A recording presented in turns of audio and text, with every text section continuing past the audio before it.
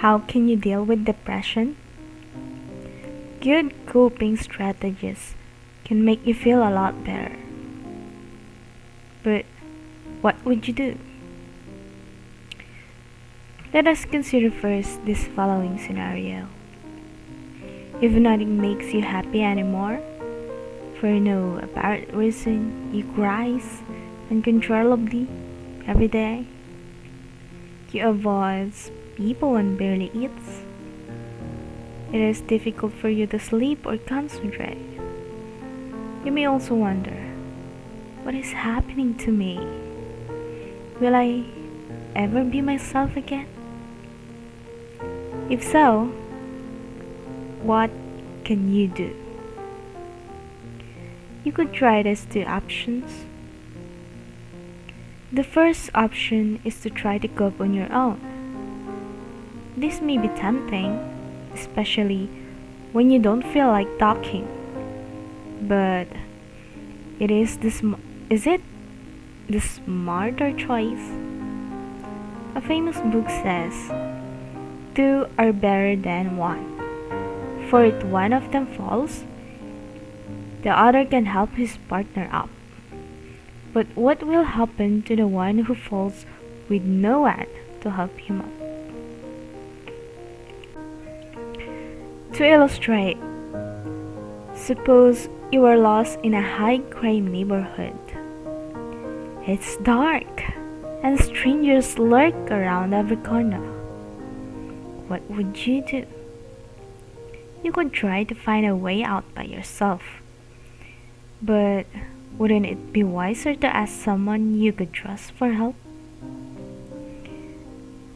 Feelings of depression are much like that dangerous neighborhood. True, a temporary bout of the blues may pass on its own, but if depressed feelings are prolonged, it's best to get help. A famous book says, whoever isolates himself rejects all practical wisdom.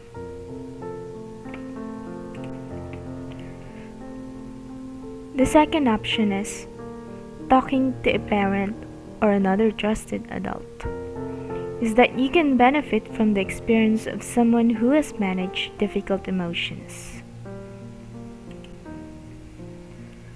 You might say, but my parents don't have a clue what it's like to feel this way. Yet, do you know that for sure? Even if the situation they face as teens were different from those you face, their feelings may have been the same, and they may know a way out. A famous book says, is not wisdom found among the aged, in those not understanding come with a long life? The point is, if you confide in a parent or another trusted adult, you are likely to obtain advice that works. What if it's a medical problem? If you feel depressed every day, you might have a medical condition that needs to be treated, such as clinical or major depression. In adolescence, the symptoms of clinical depression can feel a lot like common teenage moodiness, but they are likely to be more intense and persistent.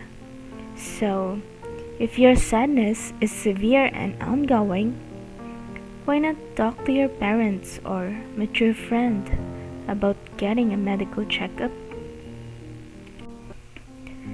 A famous book says, healthy people do not need a physician, but those who are ill do.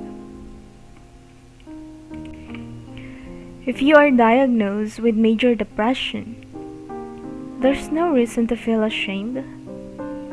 Depression in young people and adults is common, and it is treatable. Your true friends will not think less of you. We should be patient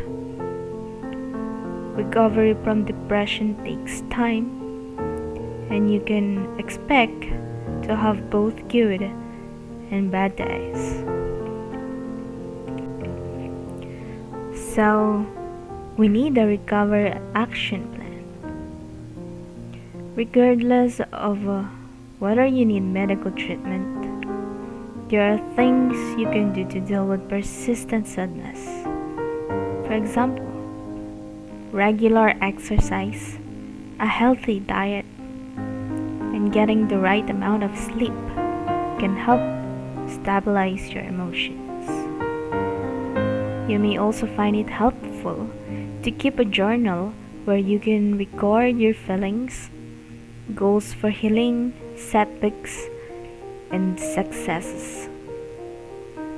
Whether you are suffering from clinical depression or are just passing through an emotionally difficult time, remember this.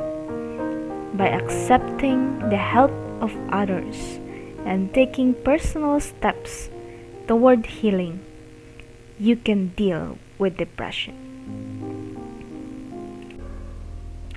If you want more positive thoughts to cheer you up, just comment down below and don't forget to hit like and share.